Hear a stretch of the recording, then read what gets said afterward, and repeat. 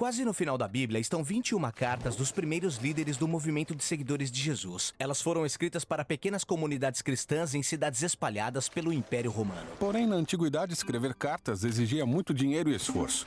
Por isso, cada carta era cuidadosamente estruturada, do início ao fim. Isso significa que devemos lê-las como uma obra literária conjunta. Então vamos falar sobre como ler as cartas do Novo Testamento em seu contexto literário.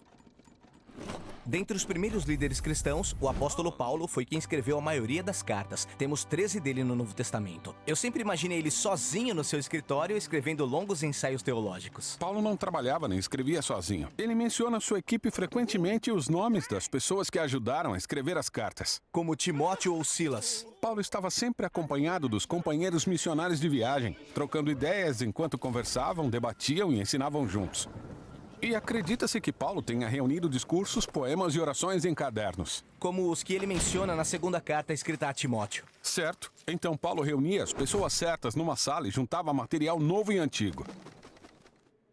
Depois eles contratavam um escrivão profissional e faziam rascunhos até estarem satisfeitos com o texto final.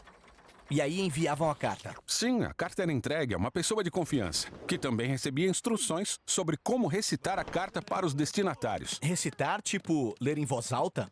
Isso, naquele tempo, muita gente não sabia ler.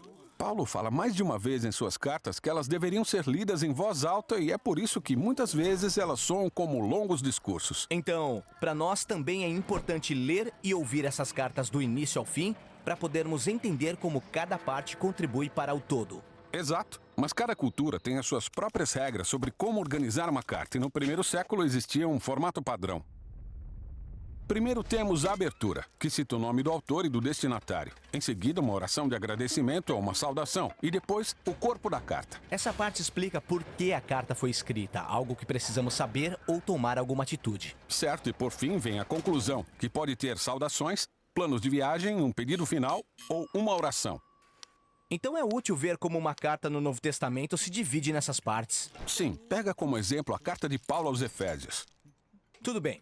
Temos a abertura e depois uma longa oração de agradecimento a Deus. E no meio dessa oração de abertura, Paulo apresenta a ideia principal da carta inteira. Ela fala sobre o plano de Deus. De unir no tempo certo, debaixo da autoridade de Cristo, tudo o que existe no céu e na terra. Mas o que isso quer dizer? Bom, à medida que lemos a carta, Paulo vai repetir e desenvolver essa ideia complexa. Certo, mas quando você está lendo o corpo da carta, é fácil perder o foco daquilo que Paulo está falando. Com certeza, a carta aos Efésios tem quase 3.000 palavras. E comparada com as outras cartas dele, essa é bem curta. Mas lembre-se que Paulo escreveu essas cartas para serem lidas em voz alta. Por isso, ele geralmente indica a progressão do pensamento usando palavras de transição como portanto, ou por essa razão, ou por isso. Ah, entendi. Então o corpo da carta aos Efésios se divide em muitos parágrafos, mas todos começam com essas palavras de transição. Isso mesmo, e cada parágrafo tem sua própria ideia principal. O primeiro explica por que Jesus ressurreto é rei de tudo e de todos. Quanto a vocês, não israelitas, agora estão incluídos na nova humanidade que Deus está criando. Portanto, a nova família única de Deus é formada de pessoas de todas as nações. E assim, Deus unificou a humanidade em Jesus. Essa é a ideia central aqui. Certo, e esse tema une todos os parágrafos do capítulo 1 ao 3.